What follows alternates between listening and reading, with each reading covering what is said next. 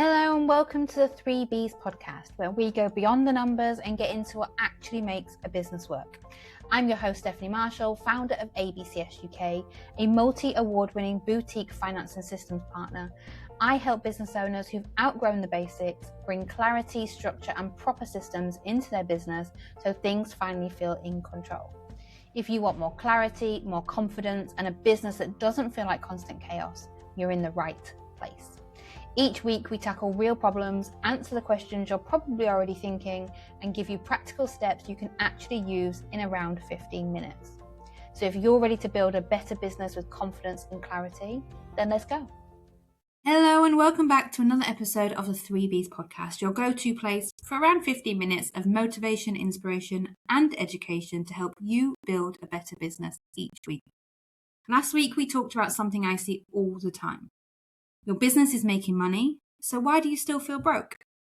And if you listened to that episode and then immediately opened your banking app, Xero, or whatever accounting software you use and started investigating, good. My work here is done. Well, almost. Because this week we're taking that conversation one step further. We're talking about the numbers you're probably ignoring in your business and why they could be costing you money. Now, before anybody switches off because I've said the word numbers, please stay with me. This is not going to be an episode where I tell you that you need to sit down every Friday afternoon with 17 spreadsheets, 6 dashboards and a calculator. Absolutely not. You didn't start your business because you desperately wanted more spreadsheets in your life. Well, unless you did, like me, in which case we need to talk.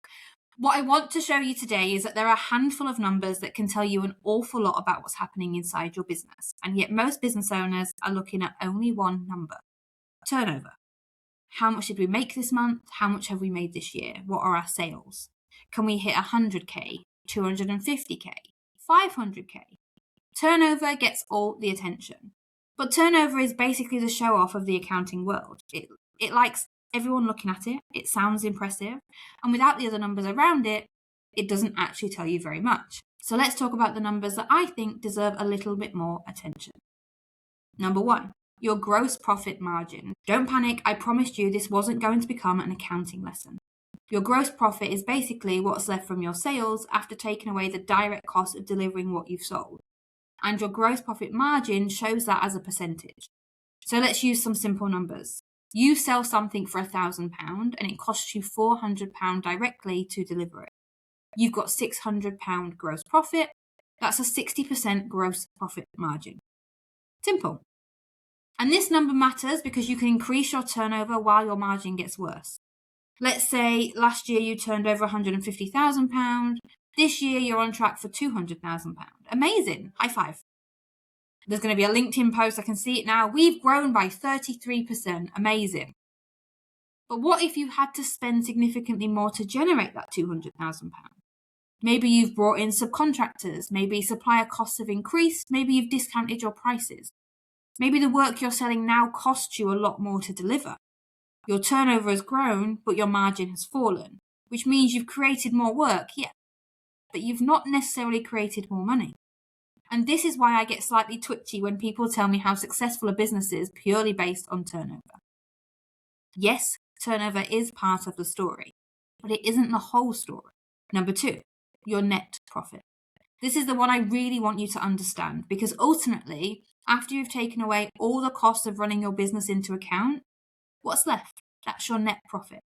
If you're turning over £20,000 a month but spending £19,500 to generate it, we have a problem. And no amount of celebrating that £20,000 month changes that. This is why I would much rather see a business grow sustainably than chase a massive turnover figure just because it sounds impressive.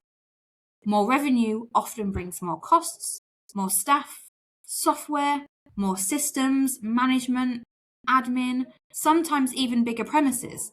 And none of those things are automatically bad. Growth costs money, but you need to know whether that growth is actually producing more profit at the end of it. Because otherwise, you're basically buying yourself a bigger, more stressful job. And none of us want that. Number 3, what you're actually making per client. This one is particularly important for service-based businesses, and I want you to think about your clients for a second. You probably know roughly how much each one pays you, £300 a month, £500 a month, £1,000, whatever it is. But do you know what you actually make from each of those clients? Because they're two very different numbers. Let's say you've got two clients. Client A pays you £750 a month, and client B pays you £500 a month. At first glance, client A looks more valuable. Easy.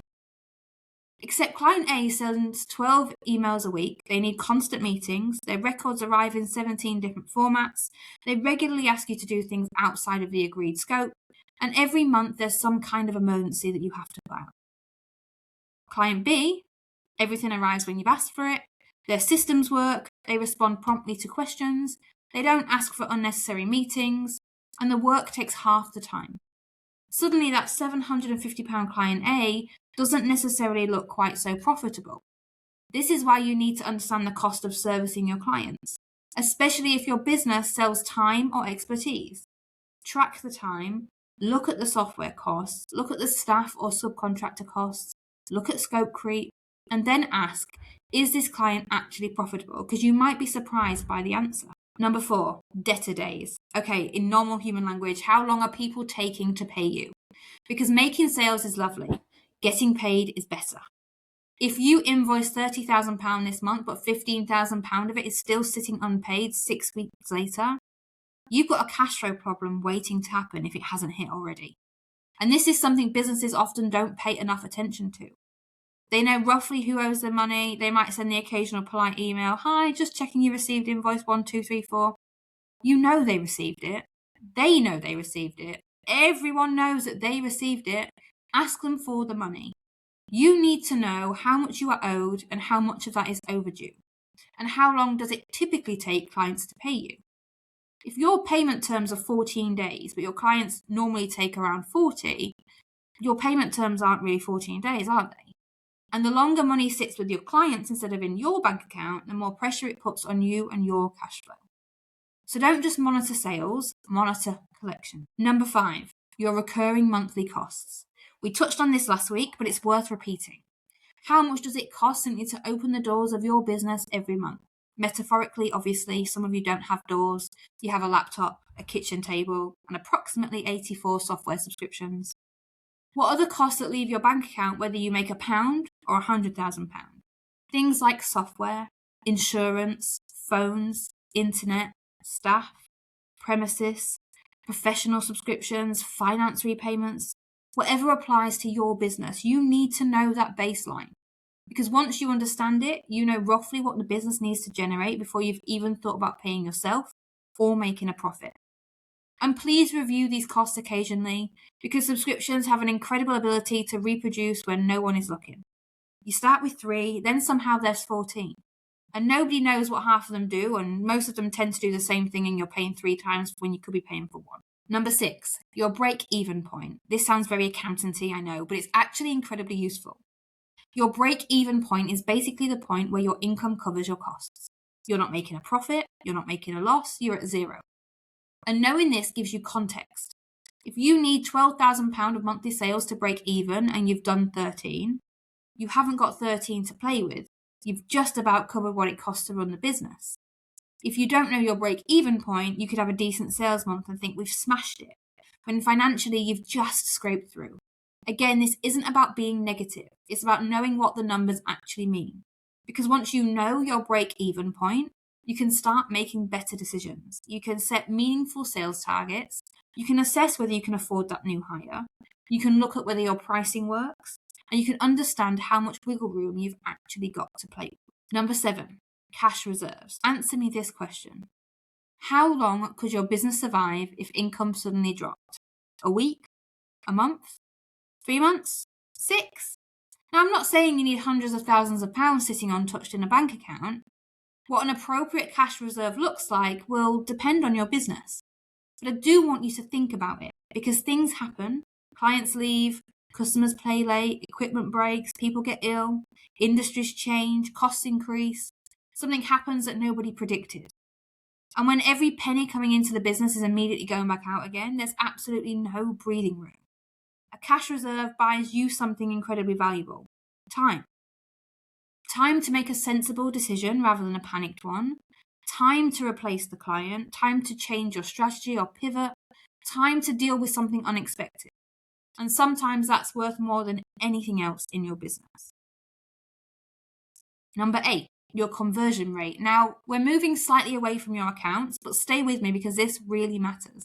How many inquiries do you actually turn into paying clients? If 20 people inquire and 2 become clients, that's a 10% conversion rate. If 20 inquire and 10 become clients, that's 50%. You might think, well, why does this matter? Because when sales are slow, business owners immediately think, I need more leads. Well, maybe, but maybe you don't. Maybe you're already getting enough leads, you're just not converting them. If you've got 50 inquiries coming in every month and barely anyone buys, spending more money getting another 50 inquiries probably isn't the answer. You need to find out why they're not buying. Is your offer unclear? Is your pricing wrong? Are they the wrong people? Is your sales process just too complicated? Are you taking 3 weeks to reply? Please don't do that one. Your conversion rate can tell you whether you've actually got a lead generation problem or a sales problem. Very different problems, very different solutions. And finally, your own pay. Yes, you, the person actually running the thing. How much are you taking from the business? And is that amount sustainable? Because I see business owners proudly say, I got a 6-figure business. Fantastic. And how much did it pay you? Silence. And I'm not saying every business needs to pay its owner an enormous salary from day one. Of course not. There are periods where you reinvest. There are growth phases. There are reasons why an owner pay might change. But at some point, your business needs to work for you too. Otherwise, what exactly are we doing? You cannot spend years building a business that looks successful from the outside while privately earning less than you would working for someone else. Success isn't just a top-line number. It's what the business actually gives you. And it's not always money. Sometimes it's time, security, freedom, whatever success looks like for you. Now, after everything I've just said, I don't want you creating a dashboard with 72 KPIs. Please don't. Because what happens then is you track everything for approximately 9 days, you get bored, you stop, and we achieve absolutely nothing. Pick the numbers that actually matter to your business. For a service business, I'd probably start with turnover, gross profit margin, net profit, cash in the bank, money owed to you, your monthly overheads, client profitability, and maybe your conversion rate. That's enough to start having a much better conversation with yourself about what's happening. And if you have a bookkeeper or an accountant, ask them to help you understand these numbers, not just send you reports, understand them. There is absolutely no point in somebody emailing you a profit and loss report every month if you open it, stare at it for 14 seconds, think, yep, lots of numbers, close it again. Ask questions. What does this line mean? Why has this changed? Is this good or is this bad? What should I be watching? What would you be concerned about if this was your business? That's where your financial information starts becoming useful. Your homework this week. Last week I gave you homework. This is a thing that I do on the 3Bs podcast because the whole premise of this podcast is that in 15 minutes, I give you one short, sharp, actionable tip, something to do in your business that by next week's episode, you will see a positive difference in your business because of it. So here's this week's. I want you to choose 5 numbers you're going to pay attention to in your business. Not 25, 5. Write them down, then find out what they are right now. That's your starting point. And then start watching what happens to them. Because the important thing isn't necessarily whether a number is good or bad today, it's the direction that it's moving in. Is your turnover increasing while your profit margin falls? Are sales increasing but cash is getting tighter? Are overdue invoices creeping up? Are your monthly overheads growing faster than your revenue? Are you taking on more clients but earning less per client? Those trends tell you things, and the sooner you see them, the sooner you can actually do something about them. If you remember one thing from today's episode, please make it this. Your numbers are trying to tell you what's happening in your business. You just have to actually look at them. Turnover might tell you how big your business is becoming. Profit tells you whether it's actually making any money. Cash tells you whether you can pay the bills. Margins tell you whether the work you're doing is worthwhile. Debtors tell you whether the money you've earned is actually making its way into your bank account. And your own pay tells you whether this business you're working so hard to build is actually working for you. You don't need to become obsessed with numbers. You don't need to understand every accounting term. And you definitely don't need to spend your evenings building spreadsheets. You just need to know enough to make better decisions. Because ignoring the numbers doesn't make the problems disappear. It usually just means you find out about it later. and later tends to be more expensive. That's it from me this week. If you've listened to this and realised you know your turnover but absolutely none of the other numbers I've mentioned, I'm not judging you. Maybe that's your sign to have a proper look. And if your bookkeeping currently feels like something that's done for HMRC rather than something that actually helps you run your business, come and have a chat with us at ABCS UK. The link is in the show notes to book a free call with us in September when our books reopen, because your business deserves better than financial reports you don't understand. Next week, we're talking about something very timely. MTD Q1 is done, so how did it go? We're going to talk about what the first quarter of making tax digital for income tax actually looked like, what might have gone wrong, and what you need to sort before you do it all over again for Q2. I'll see you next week for next week's episode. Bye. And that brings us to the end of another episode of the 3Bs podcast. If this has helped you think differently about your business, then it's done its job. Make sure you're following or subscribe so you don't miss the next episode. And if you found it useful, please do leave a review. It helps more business owners find this and start running their businesses properly. If you want more insights behind the scenes and the reality of what it actually takes to build a better business, come and connect with me on social media. And if you're ready to stop guessing and start running your business with clarity, structure, and confidence, your next step is just a click away, because your business deserves better. I'll see you in the next episode.